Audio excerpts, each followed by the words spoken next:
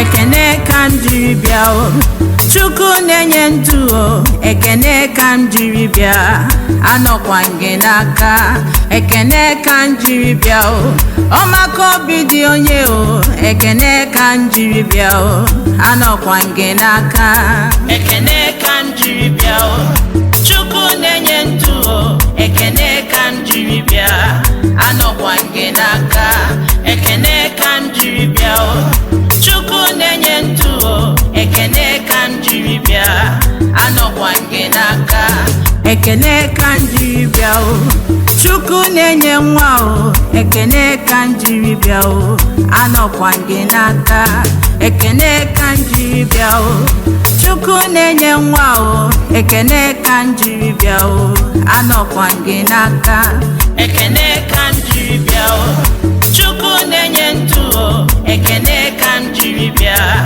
anọkwa gị n'aka ekene ka m jiri bịa o Chukwu na-enye ndụ o ekene ka m jiri bịa anọkwa gị n'aka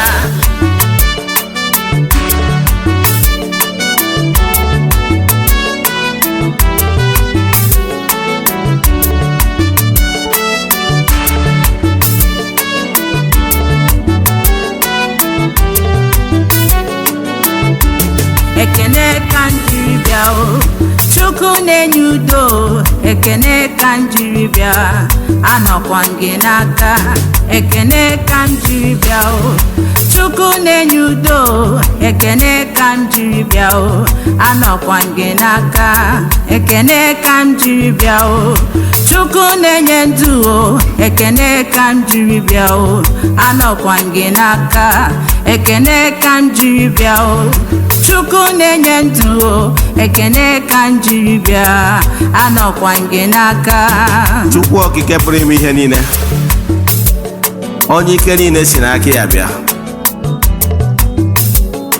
anyị bụ ụmụ gị na-ekene gị ugbo ekene ka anyị bụ wee bịa n'iru gị n'ụbọchị taa ka anyị kene gị maka ihe ọma niile ị na-eme n'ime ndụ anyị na-ekene gị maka nwa nke ị nyere anyị na-ekene gị maka ogologo ndụ ya na arụ isi ike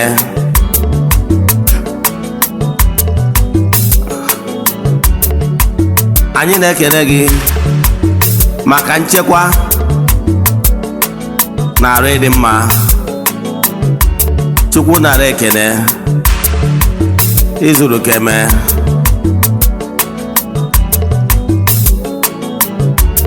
ekene ka m jiri bịa o Chukwu na-enye ike o ekene ka m jiri bịa o anọkwa gị n'aka o ekene ka m jiri bịa o Chukwu na-enye ndụ o ekene ka m jiri bịa anọkwa gị n'aka ekene ka m jiri bịa o Chukwu na-enye ndụ o ekene ka m jiri bịa anọkwa gị n'aka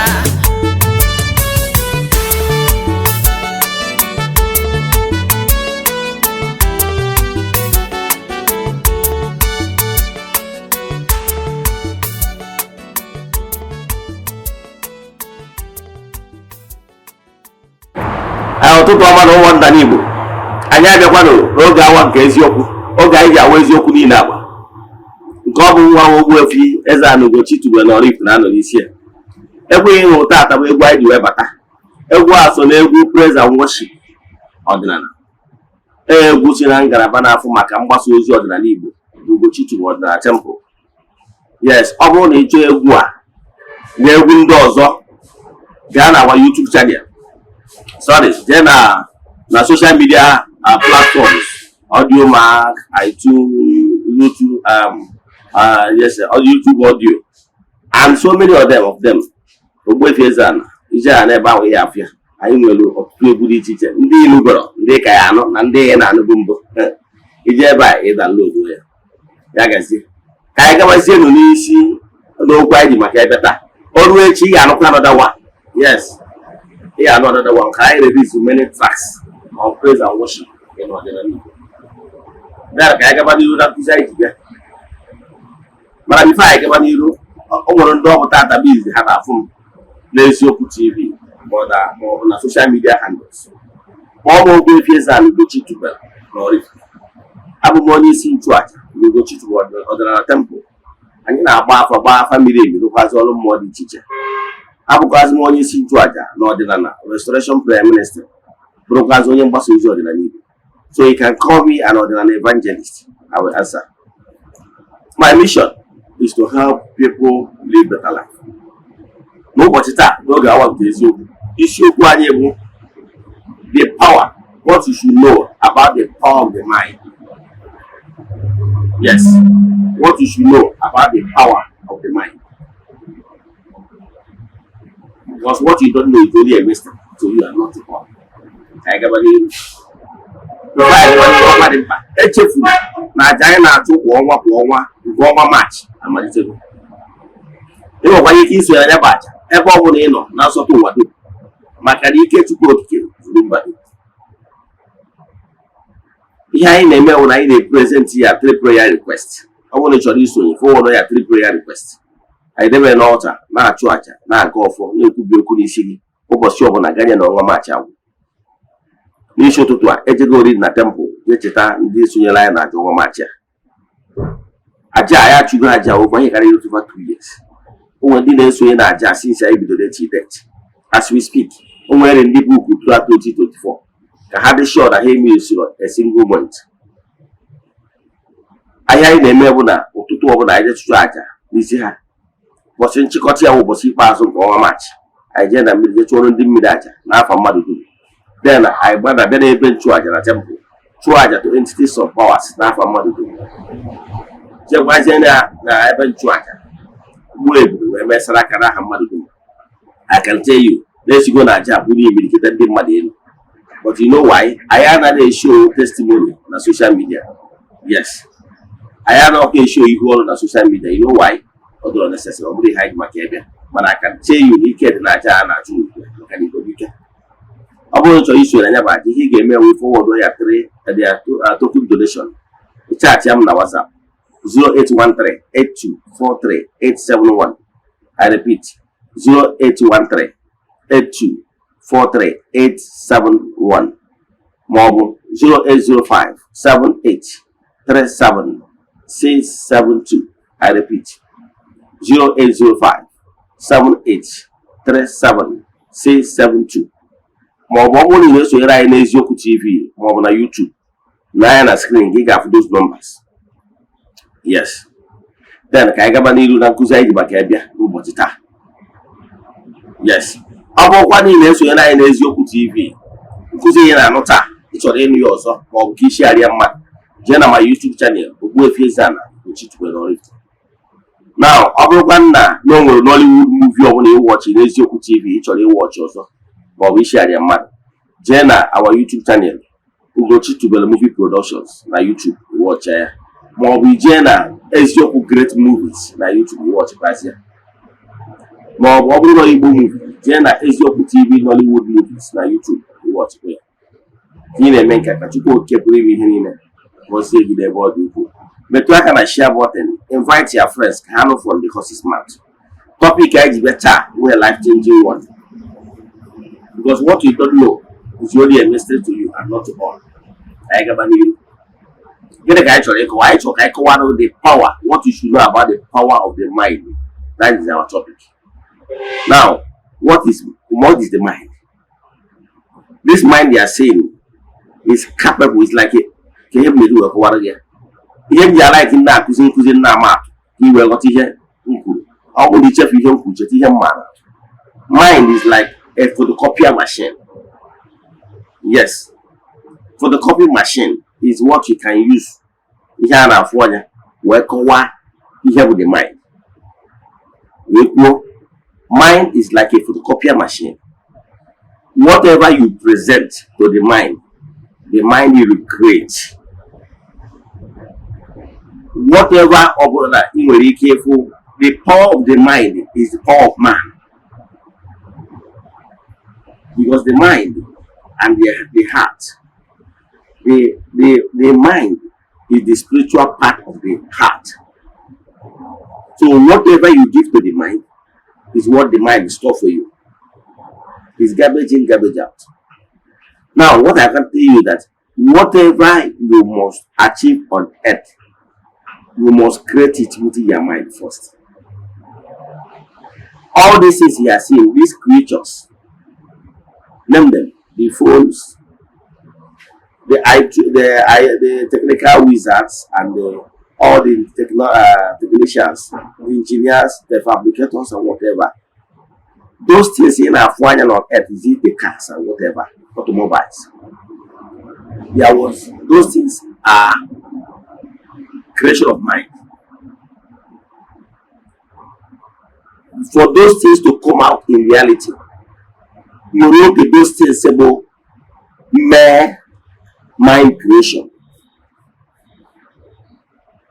So can call again in the spiritual aspect. I know they can be done so young of man with the headphone to follow channel, but I'm not trying to digress a little so that you're able to carry everybody along.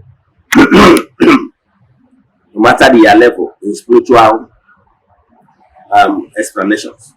What I want to tell you here, whatever that is creation, in creation, whatever that is created by man, who even is no be mad like that. Even in divinity, all your age are saying, God Almighty has no shape or form. Are you following? Even God Almighty, the unmovable mover, has no shape or form. All the creatures of the world who in his image and likeness. All the code you are sick, I came man in against him. Here, not check while again. Here, he make a that is why when it is that you walk about which you want. Yes, as a creator of the whole universe, he's acting as a masculine being. All the majority make is that you okay. The work of creating require the masculine power, energy, for you to be able to create the physical aspect of it. So all the attribute that you block it. But only Gianna will future. Man, match equally. Even attribute to be okay is not the right concept. Man, all depend the angle you are coming from, you are seeing God from. The angle you are viewing God from. But I can tell you that you go more any form, more shape. All depend the rate you are all. A boy half a base on the whole again. To explain about God is like but 3 blind men where have a cow and ask them to approach the cow and describe what cow is all about. The other person can go to the horns, touch the 2 horns, and come back and say that's what he just saw. He feels something like that has two horns. A joy can cow or a cow. Something that has 2 horns. If you only another blind person, you approach the cow after touching the body shape, so that this is a mighty animal. Yes, he's also correct. You come back. If you the third person, you will go there, maybe touch the tail. So don't worry, that this cow, we will go to secret area. Are you following? He's also correct. So Chukwu can be described one way that God Almighty is the Lion of the tribe of Judah. Or the correct or not correct? Or the correct. Are you following? Or does not mean that Chukwu give animal. Man, what he can do to those who quantify based on those who perceive that supreme being. So now it's not the tribe of Judah. When you call a case that God is like tree of life, does not mean that God is tree. But they those who perceive him on arm in Polo. Him not check what they have now. Life is all about it is way picture. Now, I have got to say about the Busia even of the Nako. Now, so that the power of the mind, human being, are you about chi, manai wobrechi, chi nke ukwu bụ nke kere ihe n'ụwa niile. Then chi anyị wabu the gods. Ọ ya batara na ndị nna nna anyị ha I refer as the gods of our land, including the entities and our ancestors. Who had the gods. So, Ogogi, then I begin in the sense now, no way blessing to your household. I seen a mother with you. Mmadụ wee kisi n'aka mmadụ wee nye mmadụ aka nyere ya aka ihe ọ na-achọ ọ bụrụ dochiri na moment mana ọ bụrụ ndị ọbụchi ihe na-achịkwa ihe niile abụ na mmadụ nwere the power to create. Ọnya ka o ji wee sị gị ije na Genesis chapter 2 gbara ataba ọ sị gị gị jere n'ụwa dominate elu rule olu and procreate. Procreate abụrụ sọ Procreate Procreate is those mandates given to man to go and fashion the world. Like that, we are using Android phone, right? It's creation. We can pass to Chineke where can we have Chineke is a mandate. We can be here. Let's say some of these technology giants like Samsung. The founders of Samsung is established with the employers, the engineers, who kept on bringing more models, more fashionable models, and Samsung technology. So you are at your case wake, the power, the spiritual power, the physical power to continue creating. And here I may create education. So all the glory goes back to him. The same way the founders of Samsung technologies will take all the credits of the modern engineers in Samsung, keep on fashioning, creating more ideas to make Samsung appliances be one of the best. So what am I saying? Human being. God Almighty in His infinite mercy gave you the ability to procreate.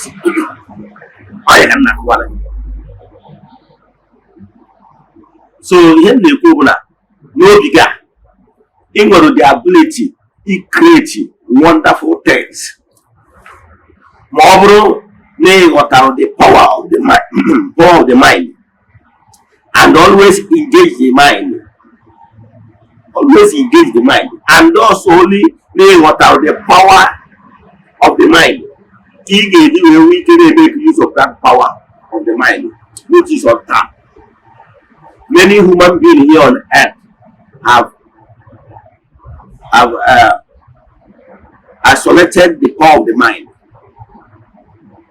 because they don't understand that everything is in their hands to procreate and create wonderfully. For you to succeed massively here on earth, you must always make the good use of the power of the mind. All we need like you work spiritual exercise. Can you have spiritual exercise? Spiritual exercise, because you go many a times. I want to get if you are my follower and the video about the good use of spiritual exercise, you are not serious. The first thing you get when any ardent follower. My ardent follower must be the ability to apply this power of the mind, the spiritual exercise. You must create time for your spiritual exercise daily if you are serious. Spiritual exercise is creating time for meditation. Creating time for meditation. Because with meditation, you can do exploits. Your mind, it can create something wonderful.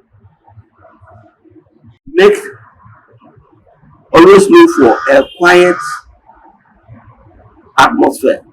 Always create a time, a quiet environment that will be noiseless. Ọnya kpatara ụfọdụ ndị mmadụ ji asị gị na ọ na-adị mma mmadụ nọgide o wezụga onwe ya gaa ebe ị ga-anọ noiseless. Ọ bụrụ oge ọbụla a na-eti egwu too much noise. Ọ bụrụ na ị nọrọ ebe na-adị noise ma ọ bụ na mkpụrụ obi gị na-enwe too much noise inside you, you can never concentrate. You need the concentration. Ọnya kpatara na ị nwere ike ị na-agụ akwụkwọ the ancient books.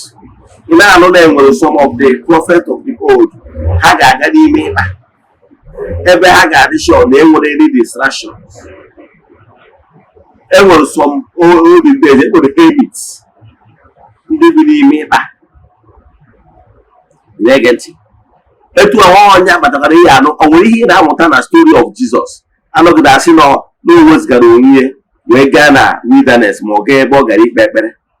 Eji wee kọọla ya akụkọ maka Peter, James and John during the story of transfiguration. Of that story. Wee sị na Jesus bụ Peter, James and John wee jee na gbagoro n'elu nke onye kpere ekpere. Gịnị ka o ji gbagoro n'elu? Ihe o ji gawa ebe a wezigo onwe ebe a ga-adị ebe ọ ga-adụ a ga-enwe quiet environment, avoid distractions. That is the secret. So adịba asị gị na iwu na ị ga-eje n'elu ugwu mana ị nwere ike at comfort of your home. Where time ị na-set aside, no music, nothing, facing the east, and then engage the power of the mind. It's by engaging the power of the mind we explore so many capabilities of the mind. Maka ndị na-eso m agwara m ụlọ, whatever you can create within your mind is what will come to reality. It's what will come to reality. The first time in my life I dreamt of building a story building. It comes from my inner engagement of the power of the mind. Yes. I use my mind to create this particular house. After creating it, one day I was browsing on Facebook. I saw a picture of a house that resembled what I created within my mind. What did I do? I downloaded it. I began to use it as my screensaver. You know why I'm using it as a screensaver? Because I already used my mind to create that particular business. After creating it within my mind, I needed a picture that I will always look at. Some of you can even have a picture of a house. You can consult your architect or whatever to design a house of your choice. You can place it beside your altar or place it inside your room, wherever you will be seeing it on daily basis. Tell your mind that this is what I want. Tell your mind that this is what I want to achieve. And once you set that goal, work towards that goal. Work towards that goal. Life is all about what you created for yourself. That's why I just saying that a journey of 1,000 miles starts with a step. You must create it. And you must remain consistent with what you actually want in life for yourself. Human beings, we are given the power to create something nice for us. On the case we're saying, now come back to us, Matthew 7. Someone say, Yo, Igayota. So, Igajota, Kwaka, that is married. What it simply means that all the effort must be done by you. And make sure that whatever you lost, whatever they are longing, must be pure. Can there were distortion in your vibrations? Obruna in a long for something good, success, for your own well-being. Never you plan evil against another person or have intention of pulling another person down in order to climb That is not the way. Because when I see na oji mmadụ na ana ji onwe onye ilu ndị Igbo gakwuru eziokwu or philosophical words, meaning whenever you are longing, your thought, your mind must be always pure. Because whatever you give to your mind is what the mind will store in for you. So if you wish greatness, you want to achieve greatness massively, always make sure that your mind is very pure. Don't have a mind to block others from achieving their greatness, which they work for. Because whenever you are thinking, you distorted your vibrations, your mind, thinking, spending much time on how you can pull another person down, my dear, you will never achieve greatness. Because what it means that you are already distorted your vibration. Because for you to achieve those things well, you created within your mind. You need 100% power concentration to draw it into the world of physical. Here na check one way can sound as if no rocket science or philosophical. But what I can tell you is the reality of life. Every man has the ability to create. But whether you will be able to create that thing you wish, you long for, successfully lies in your hands. What you need for you to attract those things you will and create within the power of the mind, for you to attract it to be a reality in the world of the gross material, you need 100% raw power to attract it. The power of consistency. And that power does not need any contamination. It is like radiation. It's magnetic power. I don't even understand. So, especially if you want to can those spiritual mind. The secret of success is this: never you block another person's success. Because whenever you are thinking evil and planning to block another person's greatness, it's a negative force.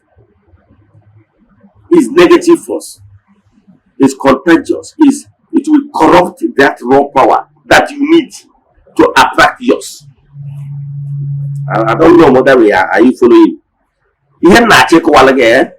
For you to have this ability to attract those things you created within the power of the mind, you need raw power, raw concentration, raw power, raw energy, 100% to attract it, to pull it from the spiritual world of imagination to come into the world of physical, the gross material. Now, for you to have the ability to do this, you must free yourself from any entanglement. Have this pure and noble volition for what is right. Never you, out of jealousy, try to pull another person down. What you need to radiate is love. Never you spend time thinking, planning how to stop another person from being great, from attracting what he or she have labored for. That energy you are spending thinking that's such evil is contamination. It will contaminate and they corrupt their vibration and water that lower power which you need to build yours. In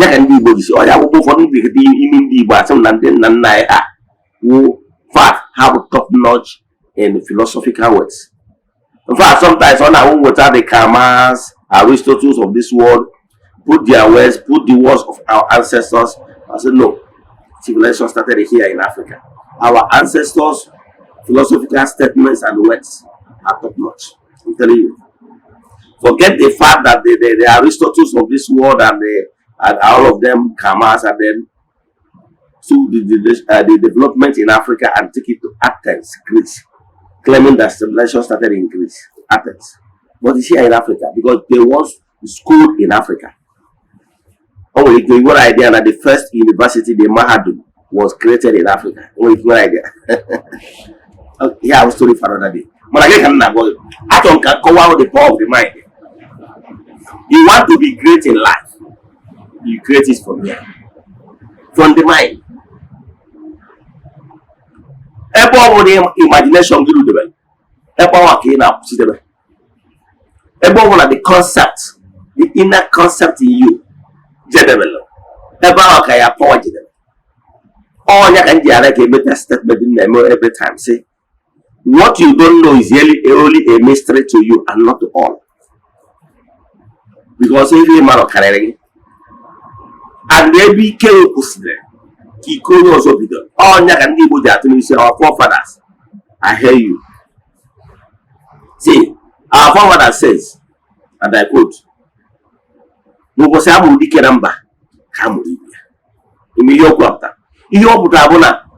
how great you will think, you imagine you are. Name with another great personality. They were capable of matching you.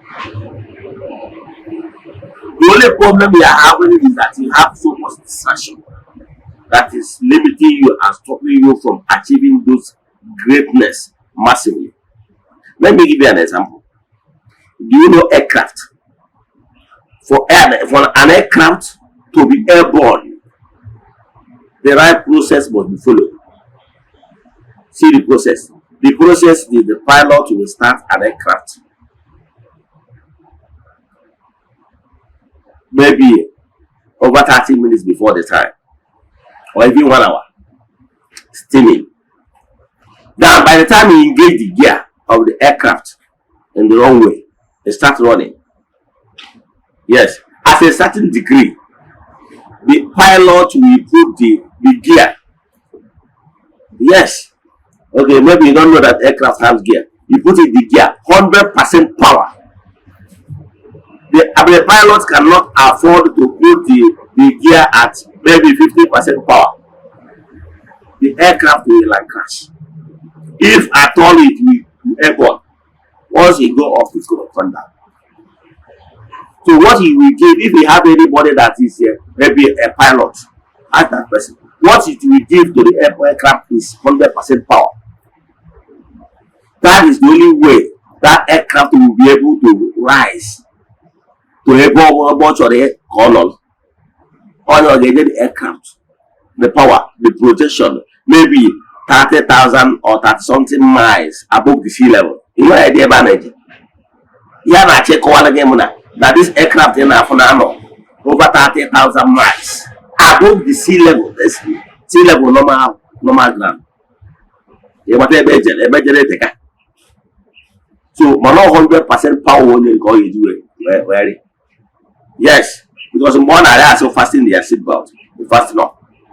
Only boy you lose here or call bell bangam. He was leaky. He will be a belt. But he will get a Canadian neighbor. Just like he's on a follow. Flights in a game on I go to airport.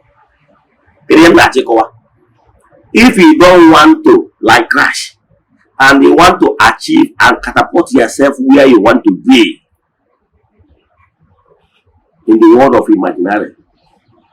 Now, that place he created here, that now we created here, for you to pull that particular, because remember, whenever you create something, you stay in the world of imagination. You created it within the power of the mind.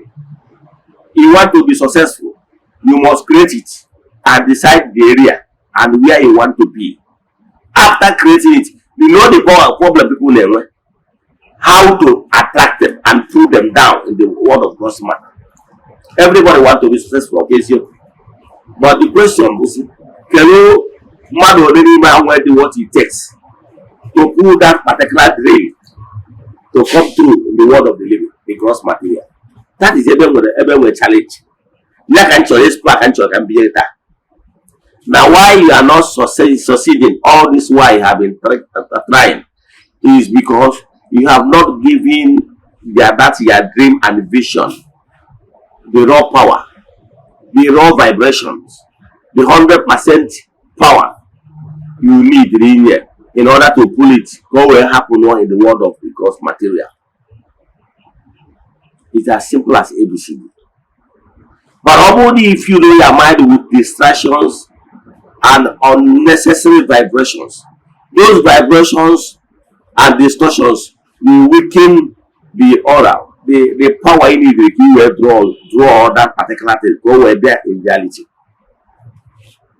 Life is all about what you will for yourself, and they pursue it vigorously with all the power, with all the energy. The power you need is not physical power. It's not physical power in the sense that you see, I did great in life is all about physical power. I can tell you, nobody will be richer than the wheelbarrow pushers. Go to Ochanjolita. You see some of these laborers. I have seen them. Like maybe there will be 5, and they will offload a full load of 911 full of rice. Now, so ever rice to Caseba. All you do rice need a Pia Marino. You do 1 trailer, 1911. So I will not he came. He did great in life. Believe in me, don't need this. One day I have butcher here in the 80. Call it about to Caton. Captain Emery got a money in a line or up. I gave maybe no flow trailer.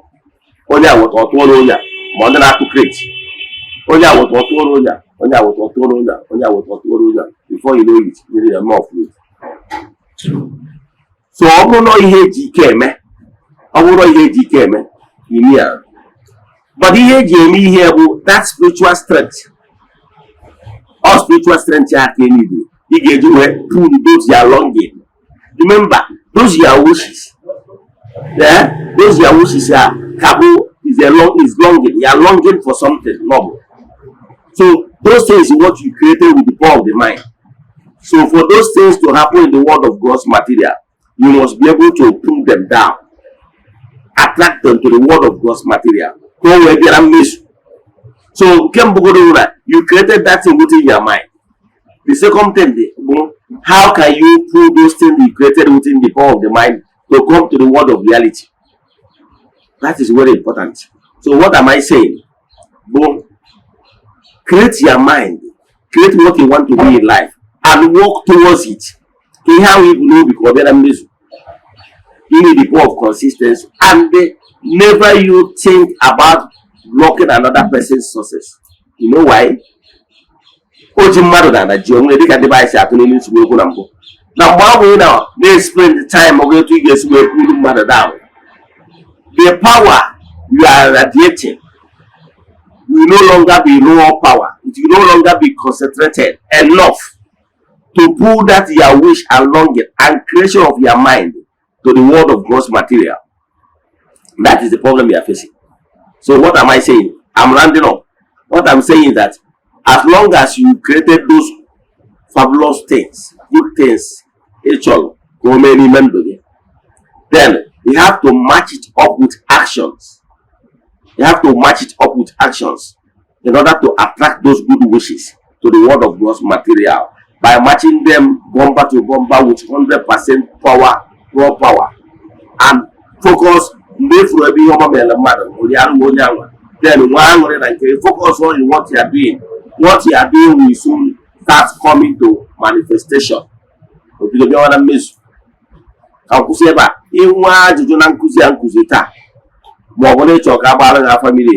Send the message in WhatsApp 0813 82 43 871. I repeat 0813 82 43 871. Mobu 0805 78 37 672. I repeat 0805 78 37 672. Then Anma go for this in the Nesuela no Gawan case, the friends of the temple and children of the temple. The Nesuela and the Metaka share button. I go more for this soon. I had to ask boy to your mono, Yamo. Other phone to town where I was sick here, Menon. Ask him now 1 hour or so.